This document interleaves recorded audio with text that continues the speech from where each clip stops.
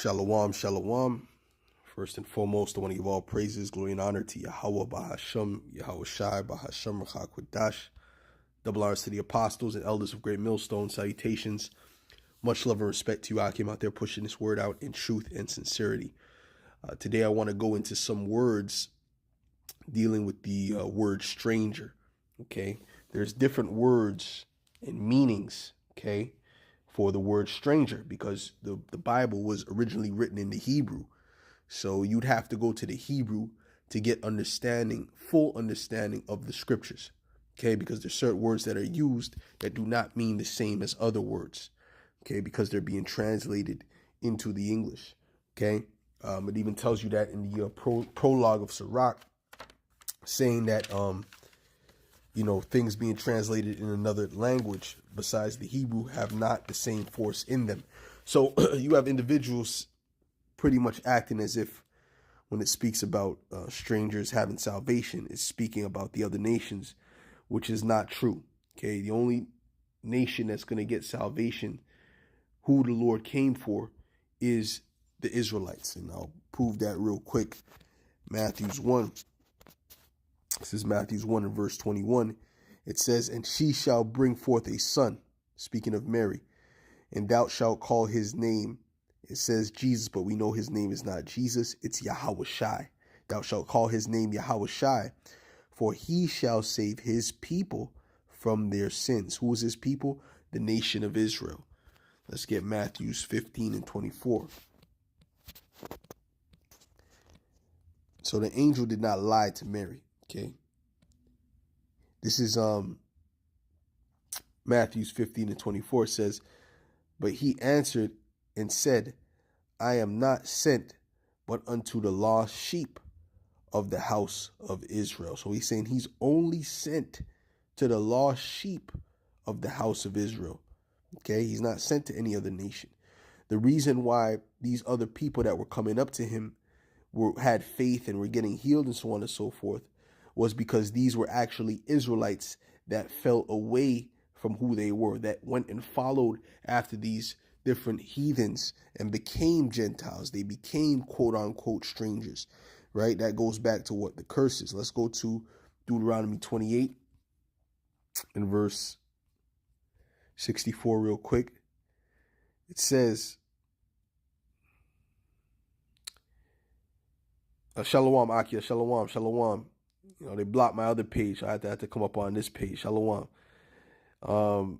It says, "And Yahweh shall scatter thee among all people, from the one end of the earth even unto the other." So when the scriptures speak about, this great multitude of every nation under heaven, it's not speaking of every nation, but the Israelites that are scattered amongst those people.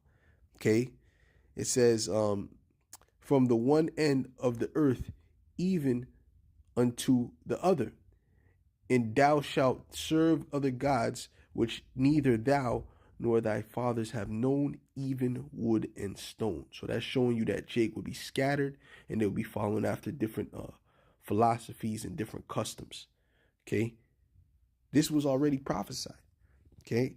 It says, "And among these nations shalt thou find no ease, neither shall the sole of thy foot have rest, but Yahweh Bahasham Yahweh Shai shall give thee there a trembling heart and failing of eyes and sorrow of mind." Okay, so this is what happened when we were scattered amongst the heathen. Okay, but that doesn't mean that when it speaks about these other nations being scattered amongst the heathen, that now the heathen can make it. No, that's not what it means. I'm going to get the brother's scripture real quick, then I'm going to go to Acts, the 4th chapter. Okay, this is from the brother Zakar. It says, Hosea 8 and 8, it reads, "Israel is swallowed up. Now shall they be among the Gentiles as a vessel wherein is no pleasure." So they're among the Gentiles as a vessel wherein there is no pleasure. Okay? So when it says they're swallowed up, that means they're amalgamated into that culture. Okay? They dress like the Gentiles. They speak the language of the Gentiles. They eat the food of the Gentiles. They act as the Gentiles. They themselves have become Gentiles. This is why the Lord looked at us in such a way. Okay? It says, and that's why the other Israelites that grew up in the land of Israel looked at them in a particular way as heathens. Okay, it says Psalms 106 and 34. Psalms 106, 34. It says, they did not destroy the nations concerning whom Yahweh commanded them, but were mingled among the heathen and learned their works. Yeah, they learned their works. They learned their ways. They were speaking like the heathen. Okay. So you have to understand that before you can understand what it's speaking about when it deals with the strangers. This is Acts 4 and 12. It says, I'll start at verse 11. Okay. It says, Salaki, what am I doing? I want to go to Acts 2. Talking about Acts.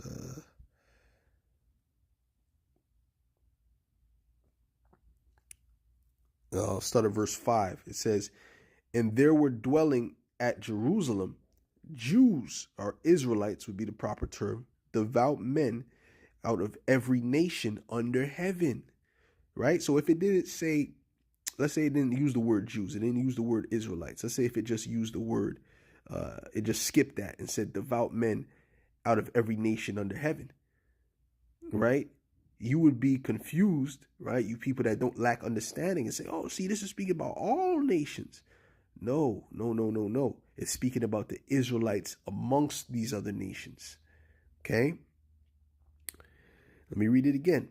And there were dwelling at Jerusalem Jews or Israelites, devout men out of every nation under heaven. Now when this was noised abroad, the multitude came together, these same men, and were confounded, because that every man heard them speak in his own language.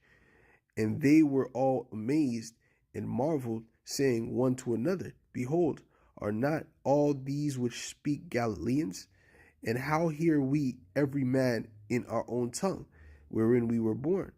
Parthians, and Medes, and Elamites, and dwellers of Mesopotamia, and in Judea, and Cappadocia, and Pontus, and Asia, and Phrygia, and Pamphylia, in Egypt, and in the parts of Libya, Cyrene, and strangers of Rome.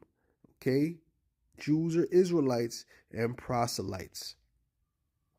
Okay, meaning they newly came to the understanding that they were Israelites. Crete and Arabians, we do hear them speak in our tongues the wonderful works of the Most High. So it's showing you here that Israelites can be called by these different names: Elamites, Canaanites, Mesopotamia, Cappadocians, whatever. Okay, they can be called by these different names by being so long with those people. Okay, that's just how it goes, man. And Jake likes to give people nicknames a lot of times based upon where they're from. That's just in our spirit. Okay, but that did not make them of the lineage of the seed of that nation. Because how are you an Israelite? You're an Israelite through the seed of your father. It doesn't matter how many generations back you were in Israel. That's why the Lord created the law for the stranger. This is the reason why that law had to be created, because he understood that that Israel would become strangers, that they would be discontinued from their heritage, as he told Jeremiah. Okay, so now let's go into some of these verses for the word stranger. Okay. See which ones we're going to get. Okay, it says,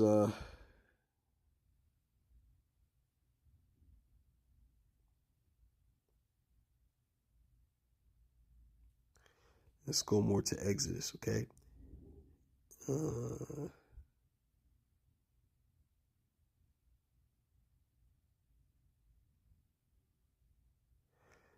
Okay, now it says, and the Lord said unto Moses and Aaron, this is the ordinance of the Passover. There shall no stranger eat thereof.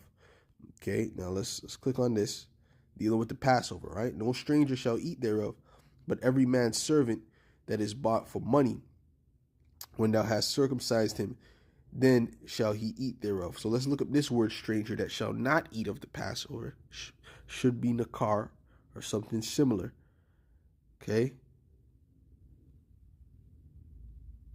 nakar. Okay, and it doesn't just say nakar. Usually when it has the word nakar, it usually says bun nakar, showing you what? What does the word bun mean? The word bun means son, okay, of what? A stranger, son of an actual stranger, a heathen, meaning he's not of the lineage of Israel. So this didn't matter whether he was born in the land or not, okay? What matters was he's not of the lineage of Israel, okay? There's particular laws for those that are Israelites that are not born in the land, right? Which they have more rights than a person that's a heathen that's born in the land, okay? You understand? There was a law for them, right? And there's a particular law, in a law for the heathen that was of a son of a heathen. It's difference. There's a difference, and this is what I'm trying to show you. Okay, bun nakar. Now we look up the word nakar again. It means foreign, alien, foreignness, that which is foreign, foreignness, foreign gods, alien, so on and so forth. It's dealing with a foreign nation. Point blank, period. Now, let's back up. Let's type in the word stranger again. Now, you got two words, primary words for stranger dealing with the actual heathen. And it's zarar and nakar. Zarar and nakar. So when you see zarar and nakar, most likely it's speaking about a heathen. Okay? But there's another meaning which does not necessarily make the person a heathen. It really has nothing to do with him being an actual heathen, okay, which is the word gar or thawashab. Gar or thawashab. You got to remember these words, okay, because it makes a difference.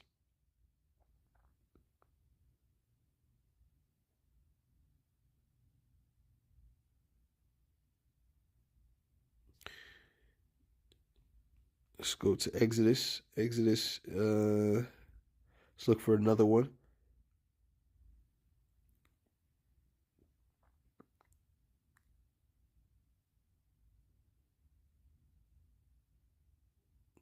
Let's deal with this. Let's look at one more. Dealing with this. This is Exodus 29:33. It says, I'll start at verse 32. It says, and Aaron and his sons shall eat the flesh of the ram and the bread that is in the basket by the door of the tabernacle.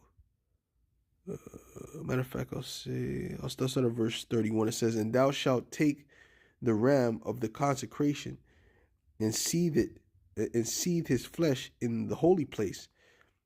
All right, means to boil its flesh. And Aaron and his sons shall eat the flesh of the ram and the bread that is in the basket by the door of the tabernacle of the congregation, and they shall eat those things wherewith the atonement was made, to consecrate and to sanctify them. But a stranger shall not eat thereof, because they are holy. And if aught of the flesh of the consecration or the bread remain unto the morning, that's really going into the priest though, so this wouldn't really count. Let's go back to, let's find another one, okay? Let's find another one that's not dealing with the priest, because really regular Israelites can't even eat that. So let's go to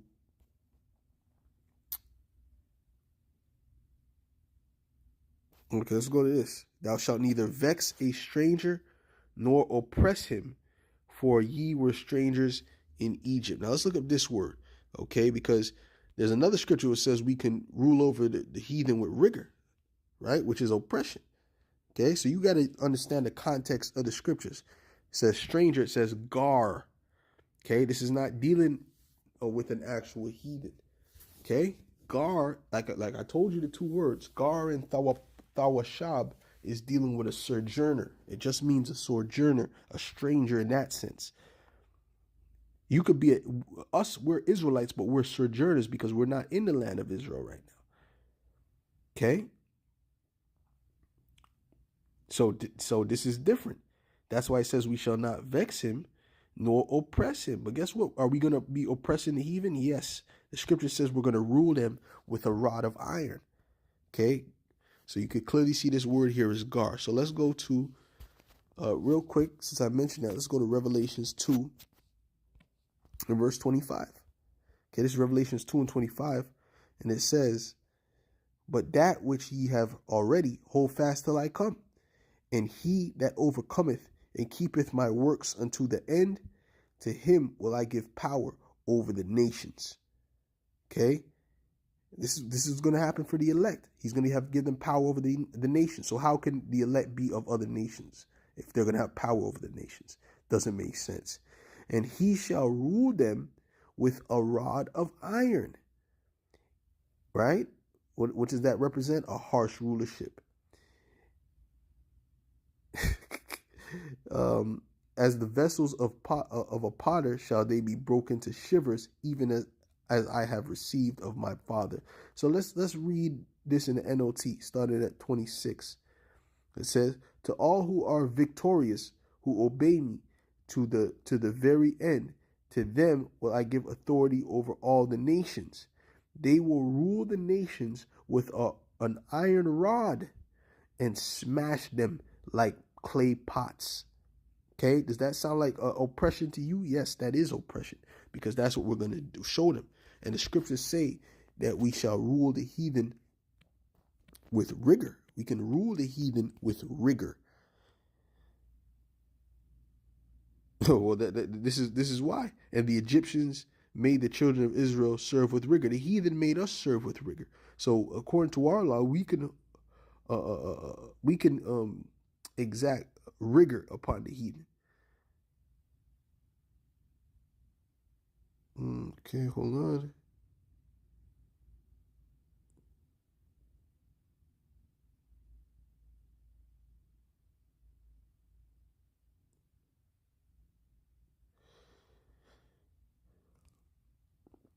Let's see if it's this. Should be this.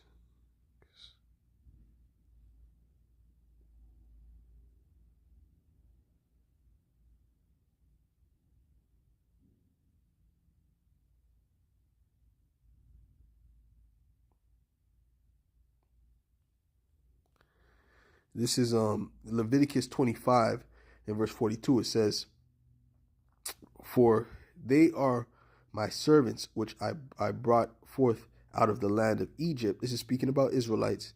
They shall, yes, there was a mixed multitude. Yeah, mixed multitude just happened to be there.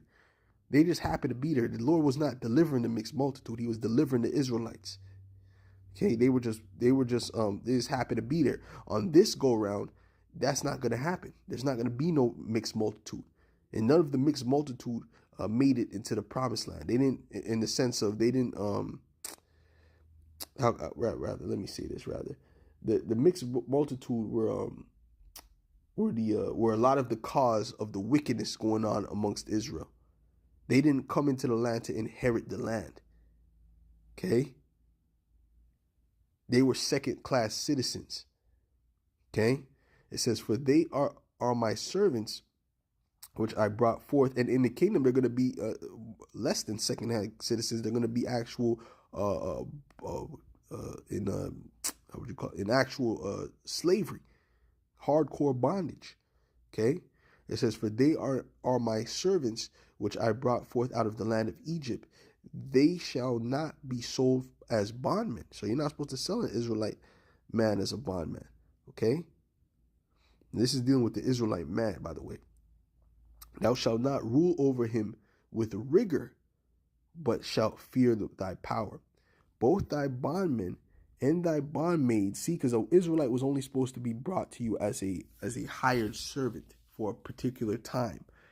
Okay? But like someone that's working for you as an employee for a temporary contract, temporary time.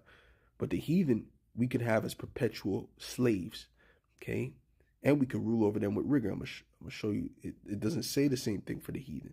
Both thy bondmen and thy bondmaids, which thou shalt have, shall be of the heathen. So we can have bondmaids of the heathen, okay? Shall be of the heathen that are round about you. Of them shall ye buy bondmen and bondmaids. Okay, so let's look up this word for heathen. goy. Okay, goy. Now look up the word goy. It means nation, people. Usually of non-Hebrew people. This right here means of non-Hebrew people.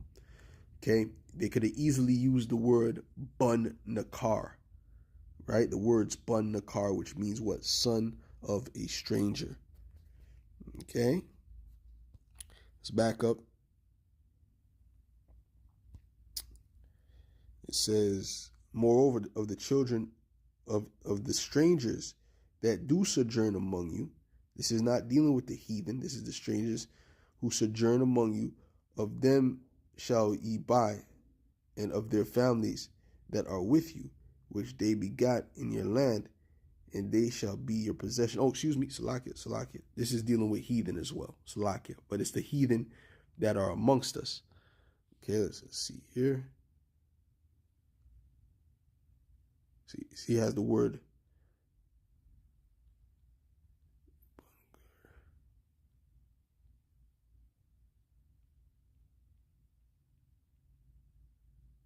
Right. So this case, right, has bun and thawashab.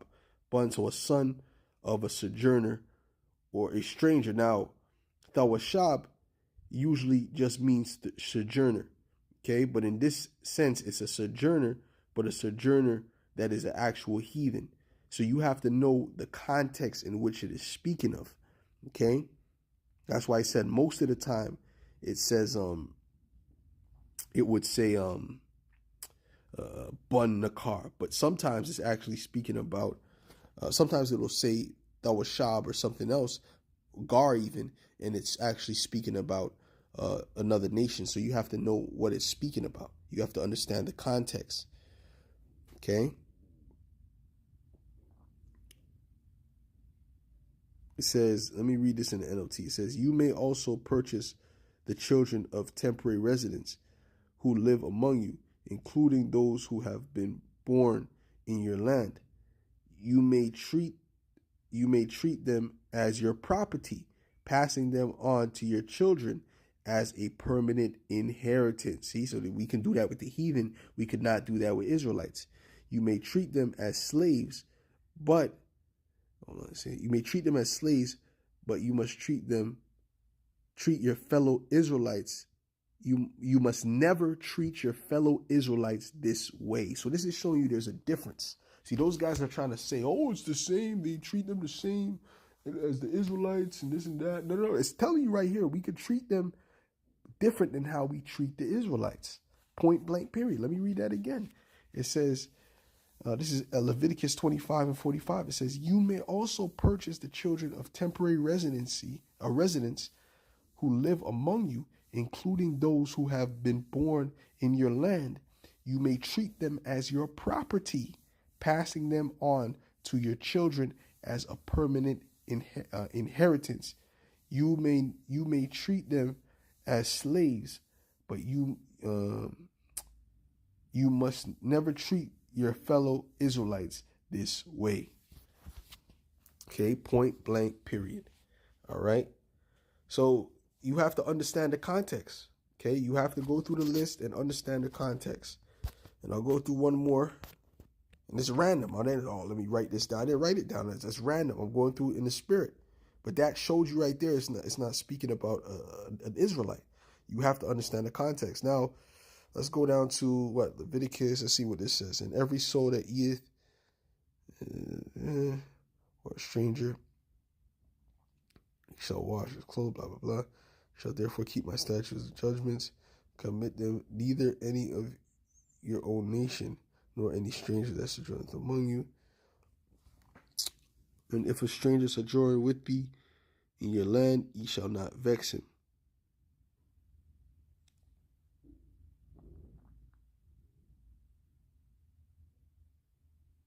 Let's do this. Let's see this one. Leviticus 19 and 33. Okay, right? We shall not vex him. We can rule over the stranger with rigor. Okay, now this one here says what? You shall not vex him. Well, it says for stranger, it says gar. Okay, so that, like I said, that does not mean necessarily a heathen. Okay, this is dealing with an Israelite. Thou shalt not vex him. Okay, the stranger that dwelleth among you shall be unto you as one born among you. So it's about where he was born. It's not about, and this is for the future. This was because at this time the Israelites were coming out of Egypt. These laws were written because the Lord had foresight of what was getting ready to happen. Boom. The word here is gar. Okay. So, anyways, Lord willing, this was edifying to the elect. The Water Brother for posting the scriptures on the comment board. I'll be on this page for at least a week or so until they give me back the rights to stream on the other page or to upload. With that, I'll say shalom.